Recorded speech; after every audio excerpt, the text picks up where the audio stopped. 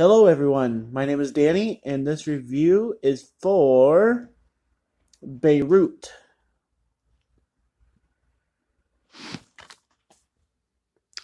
John Hamm stars as Mason Skiles, a former U.S. diplomat who gets sent to Beirut to negotiate a swap for the release of a terrorist leader believed to be imprisoned by Israeli secret police in exchange for a CIA agent who has been kidnapped. Confronted by ghosts from his past, Mason faces a formidable question. Who do you trust in a world where the truth emerges only when it's convenient or profitable? This is from the writer of the Bourne trilogy. This taut action thriller also stars Rosamund Pike and Dean Norris and is being hailed by critics as tense and ever twisting. This is a 2018 movie. It is rated R, and it runs about an hour and 50 minutes. And I told you the stars. Well, I mean, the thing did. So, this is set in 1982. The Paris of the Middle East was burning.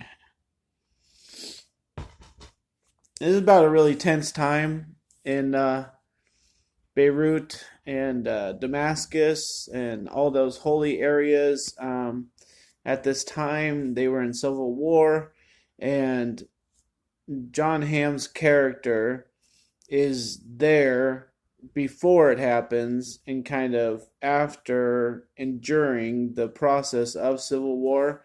So it does remind me a lot of the Bourne movies, just with the way that it has political drama and tenseness and action, and it kind of keeps it pouring on and everything. Um, the only way it kind of differs for me is the the lack of consistent action and consistent interest. But I'll get to that in a second. So, how this movie starts, everything about this movie is really smart. Um, at the beginning, it explains to us why John Hamm's character would have to be in Beirut, what happens to him and his family that causes him not to go back there like ever again. And so it's great, like setup and everything, and action and explanation of things. And then all of a sudden, you're like looking at the TV screen and it says 10 years later, and you're like, what? So immediately, I was kind of like wondering, how much we missed. How much of these characters are we really going to understand for the rest of the movie? Because we don't know what happened to them in this 10-year span. So I know it's probably, somewhat of a preference of how they wanted to handle the movie and everything, but I would have preferred a less time frame, like a year maybe. And I just can't imagine how much, these characters go through in a 10-year span. So that was my first immediate concern. But it has these cool characters at the beginning. One's name is Kareem, and he is adopted by John Hamm, sort of sponsored, whatever you want to call it, since he's kind of American living in a foreign country, but it's kind of important, has a big house, and they wanted to kind of adopt a kid. They were kind of in the process of it. And I was wondering if Kareem was going to end up coming back, and he ends up playing a major role in the movie, so that's kind of cool. Um, I would say that I was expecting more from the movie to kind of give us some kind of progress on Kareem, but all of a sudden he just ends up being this leader of this group, and we don't get to see this softer side of him since he was helped out by John Hamm in the beginning, everything, and they were technically counting each other as family. So I would have expected more out of that, but they kind of needed Kareem to be this, strong leader, and kind of all the emotion is gone after 10 years, and that's understandable. but I just would have appreciated something from that. So, um, whew, it kind of gets really cool that it ends up being this hostage situation, and there's lots of movies that go this route that want you to be enthralled that this main character at the beginning of the movie ends up being the tradable piece at the end of it. And I would say that it's interesting, but since we've seen it a couple times and everything, I would say that maybe it's overused a little bit and it's a little bit easy to see, a little bit predictable. So it wasn't as effective for me this time. I didn't care so much about this movie in that way. So I understand that their tactic was, useful, but it's not original. So there were a couple times that I really had to laugh in this movie, and they were just kind of little side items. It's like after the 10 years, right away with John Hamm's character, that he has this little business that he has to do labor talks with, and when those guys get yelling at each other in these labor talks, that immediately was funny. I'll let you experience that.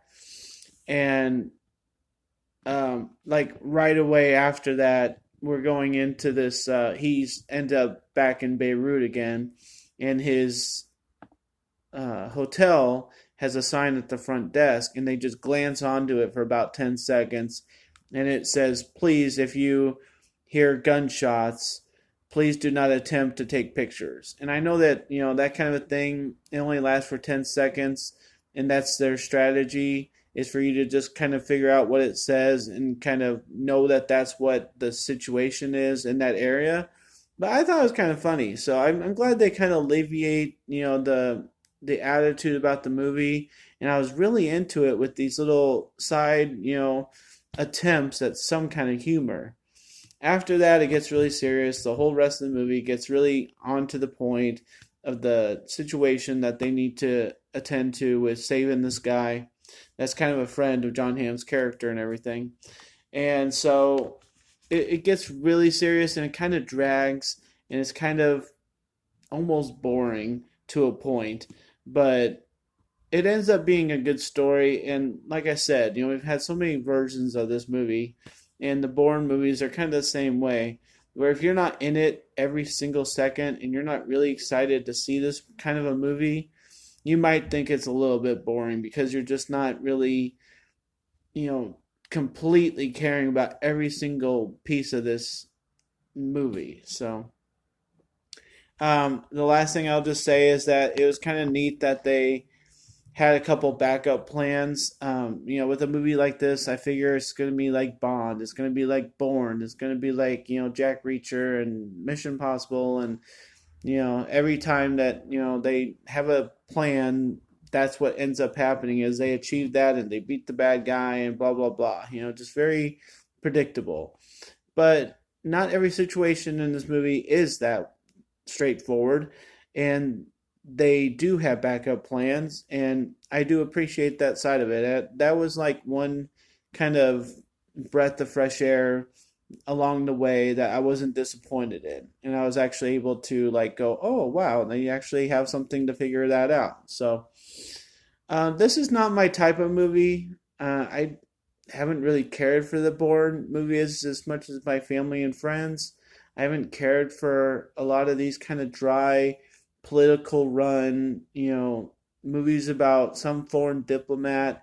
I just can't get myself to really care about this. So I watched this whole thing. I appreciated it. I got a little sleepy, watching it. It just kind of drags on, with the same kind of monotone speaking to each other, non really heavy action, just a lot of gunfire off in the distance, a lot of checkpoints and people doing this and talking to each other, and just random camera shots and stuff. And it just kind of got to me that this is the kind of movie that I don't appreciate. So I can't suggest watching it, but It is a newer one, and if you like anything like the Bourne movies, you'll enjoy this. I just am not that kind of person that does. So thanks a lot, guys. My name's Danny. If you like this or any of my other videos, try and give something to watch. Like and subscribe to my channel if you would. And enjoy your movies. And if you like this kind of one, enjoy this too. Thanks.